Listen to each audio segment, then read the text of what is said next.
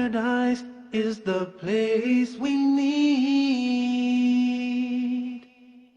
I feel the peace inside of me.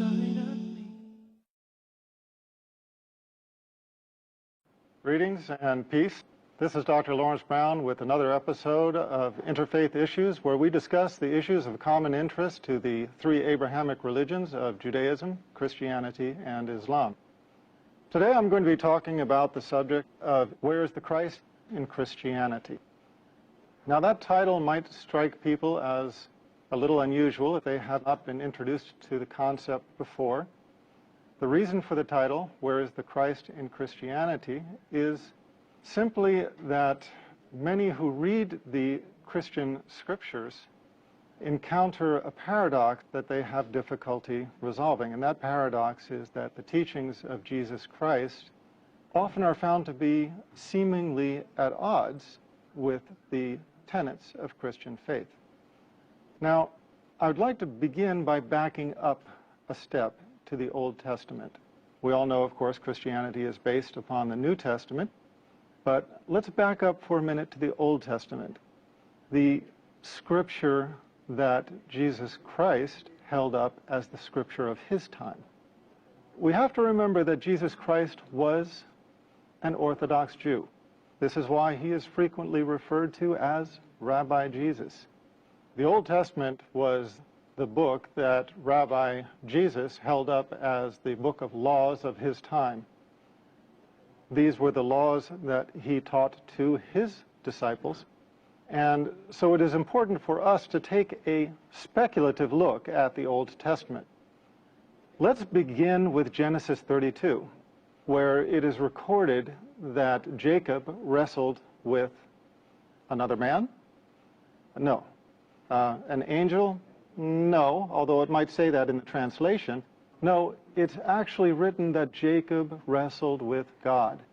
Now, modern translations have tried to pretty much make this difficulty go away. They translate it as man or angel, but we have to read the scriptures in the foundational language in which they were recorded. And when we do this, we find that the Old Testament records that Jacob wrestled with God. Now, let's put this into perspective. Our universe is vast. How vast exactly is it? Well, take 240, add 21 zeros after it, and that's how many miles the universe is in diameter. 240 with 21 zeros after it is 7 sets of 3 zeros with commas. It's a number so vast, I'm not even sure if anybody knows the name for it. And on top of that, within this known universe, we have over 1 billion galaxies, and the universe, despite its vastness, is still expanding at 90% the speed of light. Now, this is creation of our Creator, and we are to believe that Jacob, a man, wrestled with the Creator of this vast universe, not only wrestled with him, but, as the Bible records, prevailed. It records that Jacob prevailed in wrestling against God. Now, as I said, modern translations have tried to escape from this difficulty by translating that Jacob wrestled with an angel or wrestled with a man. That's not what the foundational scripture says. And we have to look at the foundational scripture if we are going to get a true feel for the accuracy of these writings. Now, unreliability is a recurring problem in the Old Testament. One of the largest examples of unreliability is to be found in 2 Samuel 24:1, compared with 1 Chronicles 21:1.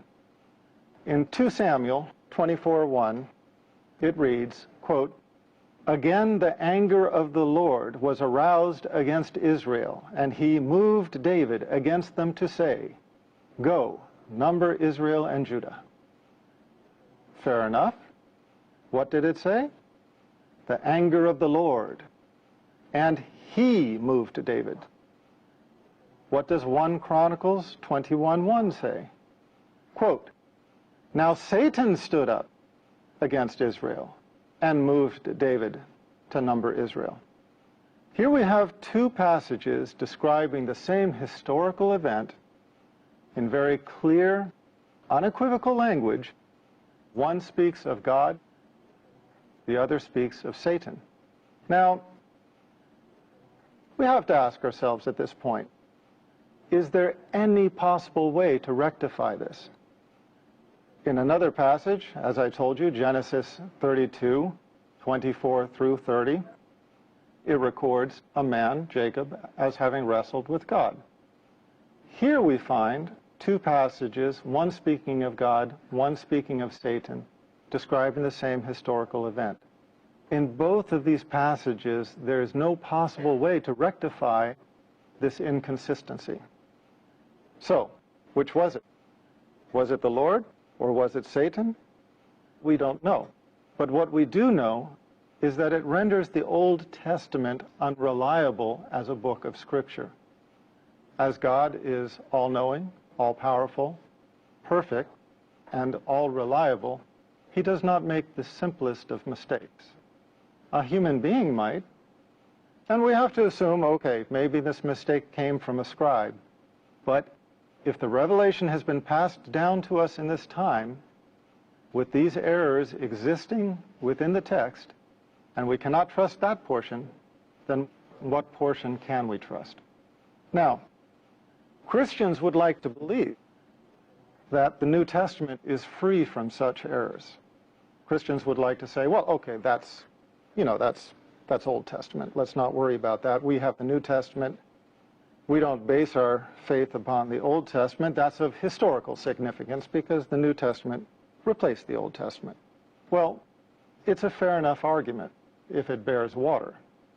And in order to analyze that, we have to look at the New Testament and consider whether or not there are similar inconsistencies. So let's do that.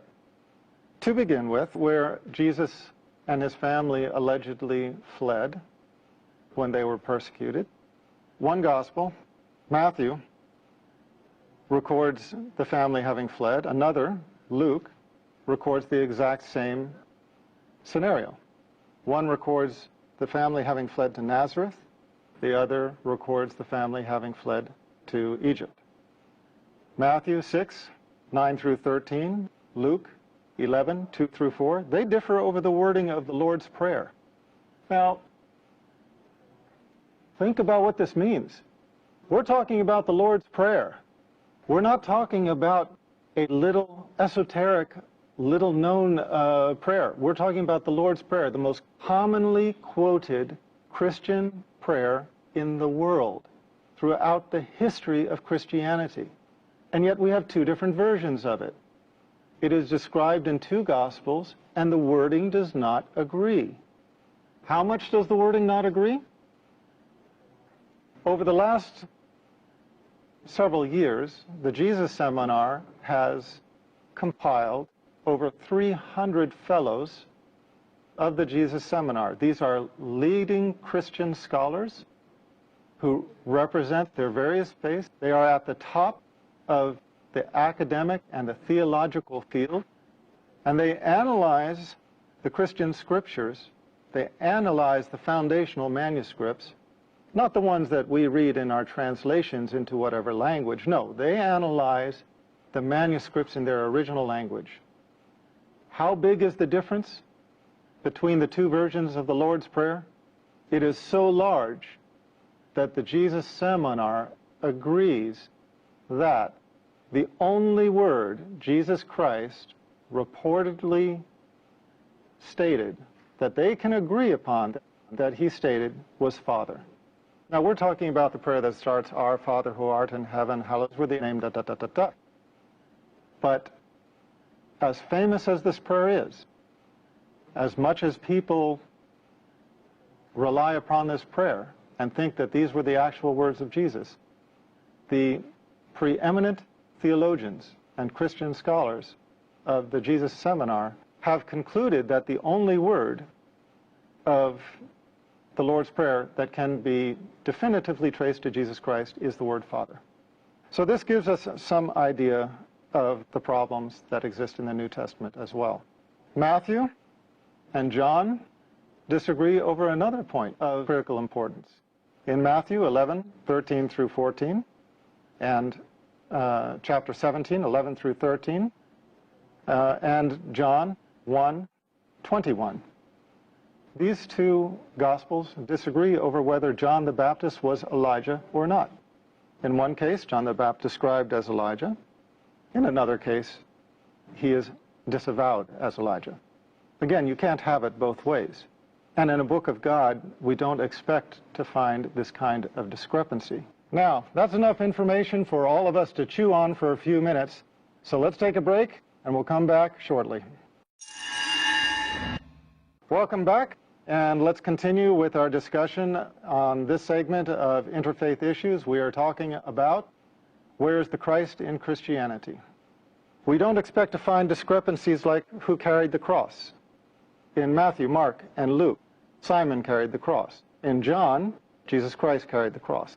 Again, which one was it? We don't expect to find differences over little things, such as what was the color of the robe that he was wearing? Scarlet, as in one gospel, or purple, as in another? Did the Roman soldiers put gall in the wine, or did they put myrrh? Look at the Gospels. You will find parallel stories that do not agree. Was Jesus crucified before the third hour, as in Mark 15:25, or after the sixth hour, as in John 19:14 through 15? Now, before the third hour and after the sixth hour, there is no way of reconciling these. There is no way that that time frame can overlap. You cannot have it both ways.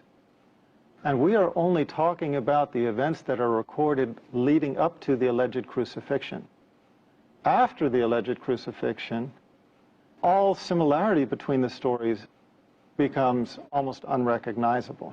Now, that's a hefty challenge. And I would challenge the serious and the sincere to go and read the Gospels, look at them side by side, and compare the stories after the alleged crucifixion to see exactly on what details they agree. One of the most important details that they do not agree on is the last words of Jesus Christ. Now, think about this. Throughout time, whenever you have a famous personality, when that person is dying, their followers, the people who love that person or emulate that person or want to just write history books about that person, they hang upon their deathbed waiting for their last words. You can even find books about this. There's one book called Famous Last Words. And what is interesting is that there is no disagreement about the last words of the famous personalities in books like Famous Last Words.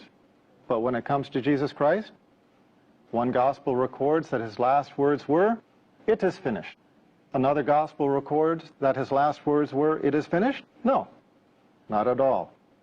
The other gospel records that his last words are, "Father, into your hands I commend my spirit." Which is it? Again, you can't have both. You can't have he said this and then said that and they were both his last words. No. If you said this and then you said that, this is no longer his last words. These are only a few of a long list of scriptural inconsistencies, and they underscore the difficulty in embracing the New Testament as unadulterated scripture, scripture that we can be comfortable hanging our salvation upon, trusting that this book will get us into paradise because it is letter perfect and we can be assured that it is pristine revelation from God. Because quite clearly it is not. There are inconsistencies that cannot be rectified with one another. Hence the question, where is the Christ in Christianity? On one hand, we have a religion that is named after Jesus Christ. And if you ask any Christian, what is the foundation of your faith? What does it mean to be Christian? They will say it means to follow the teachings and the example of Jesus Christ. But now, if that is the case, why do we find such a large disparity between what Jesus Christ teaches and what the church teaches as the tenets of Trinitarian Christian faith. Let me give you some examples. Jesus Christ taught Old Testament law. That's why, as I said in the beginning of this talk, he's known as Rabbi Jesus. Paul negated it. Jesus Christ taught that God is one God. The Pauline theologians derived the Trinity. Jesus called himself the Son of Man 88 times. 88 times he called himself the Son of Man. Not once did he ever call himself the Son of God in a literal, begotten, not made sense. What did Paul call Jesus Christ? The Son of God. What do Christians know Jesus Christ as now? Allegedly the Son of God. We have to ask ourselves, when we are following the tenets of Christian faith, or those who follow the tenets of Christian faith, what are they adhering to more closely, the teachings of Jesus Christ or the teachings of Paul? And make no mistake about it, they are not the same. The teachings of Paul, as I just stated, in most cases are contradictory to the teachings of Jesus Christ, negating the Old Testament law, denying the unity of God, denying the direct accountability, meaning praying directly to God instead of praying to a saint or an intercessor, identifying Jesus Christ as a man and not as the Son of God. These are critical points upon which Paul and Jesus Christ were at odds. Paul was not only at odds with the teachings of Jesus Christ, but he was corrected by Jesus' disciples. It is well documented in the New Testament, the animosity between Peter and Paul, the animosity between James and Paul. So again, the title of this talk, Where's the Christ in Christianity? Because what we are finding is that what Jesus Christ taught is not the foundation of the tenets of faith encountered in Trinitarian churches of this time. Rather, the Trinitarian churches of this time are based predominantly upon the teachings of Paul. How recognizable is this? Is this something that I am seeing for the first time nobody else has seen? Is this something that has escaped the knowledge of Christian scholars? Not at all. They are well aware of it, but they are shy to talk about it. Let me read some quotes. Lehman contributes, quote, "What Paul proclaimed as Christianity was sheer heresy, which could not be based on the Jewish or Essene faith, or on the teaching of Rabbi Jesus. But, as Schoenfeld says, the Pauline heresy became the foundation of Christian orthodoxy, and the legitimate church was disowned as heretical." Was this only to be found in the writings of Lehman? No. Barty Ehrman, probably the leading scholar of biblical textual criticism alive today, speaking upon this very subject, commented, quote, "Paul's view was not universally accepted, or, one might argue, even widely accepted. Even more striking, Paul's own letters indicate that there were outspoken, sincere, and active Christian leaders who vehemently disagreed with him on this score and considered Paul's views to be a corruption of the true message of Christ. One should always bear in mind that in this very letter of Galatians, Paul indicates that he confronted Peter over just such issues. He disagreed, that is, even with Jesus' closest disciple. Commenting on some of the early Christians in the pseudo-Clementine literature, Barty Ehrman wrote, "Paul has corrupted the true faith on a brief vision, which he has doubtless misconstrued. Paul is thus the enemy of the apostles, not the chief of them. He is outside the true faith, a heretic to be banned, not an apostle to be followed." Joel Carmichael, quote, "We are a universe away from Jesus. If Jesus came only to fulfill the law and the prophets, if he thought that not one iota, not a dot would pass from the law, that the cardinal commandment was, quote, "Hear, O Israel, the Lord our God, the Lord is one," and that no one was good but God, what would he have thought of Paul's handiwork? Paul's triumph meant the final obliteration of the historic Jesus. There are many others who have made similar comments. The point is that in analyzing Christianity, we have to choose who to take the teachings from. If we are choosing to take our teachings from the prophet Jesus, let's do it. Let's take from his teachings. Let's go and buy a red letter Bible that records all the words of Jesus Christ in red, and we will find everything that Jesus said very clear. You will find everything that I have spoken about in this last 20 minutes. You will find him speaking of one God. You will find him speaking of himself as the Son of Man. You will find him speaking of direct accountability. You will find him speaking of the fact that he was an ethnic prophet, etc., etc.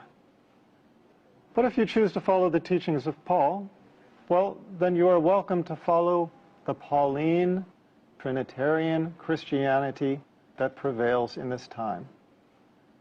But before you do that, I would suggest one thing. Let's take a close look at these issues I have described. Jesus Christ teaching that there is only one God, teaching that the prophets were men and sons of men, teaching direct accountability. What other religion, what other of the Abrahamic religions conveys these simple, true values? If you answered Islam, you'd be correct. Here is a religion that honors Jesus Christ as the prophet, that recognizes his humanity, recognizes the truth of the revelation that he conveyed, but at the same time recognizes the very human corruptions, whether intentional or not, that crept into that revelation over time. At the same time, Islam is a religion of Tawheed, belief in the oneness of God, as Jesus professed, and it is a religion that fulfills everything that Jesus Christ himself spoke of. If you want to learn more about this, expand your knowledge on the subject, please go to my website, www.leveltruth.com. Look at the first of my series of books, Misguided, and you can carry it further from there. For now, this is Dr. Brown concluding this issue of Interfaith Issues, and looking forward to the next time we meet on this channel. Peace, and thank you for sharing this time with me. I feel the peace, inside of me, a complete tranquility. I remember Allah, He remembers me. Feel the peace, feel the breeze, fresh, pure, holy peace. Peace in you, peace in me, peace for everybody, fresh,